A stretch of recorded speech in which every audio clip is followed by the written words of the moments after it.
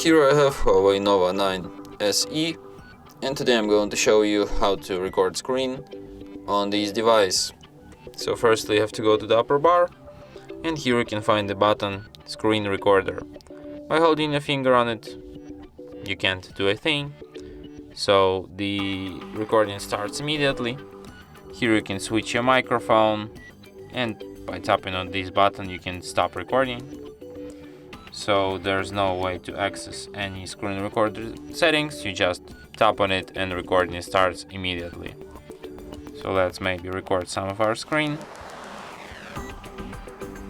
then stop recording, and now you can find these recordings in the gallery, in the album videos, and here it is. Here is our first recording and our second recording.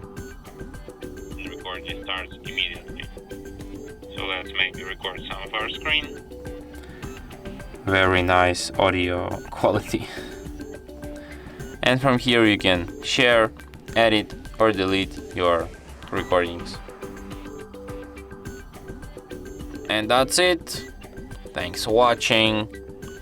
If you find this tutorial useful, don't forget to hit that like button and subscribe to our channel.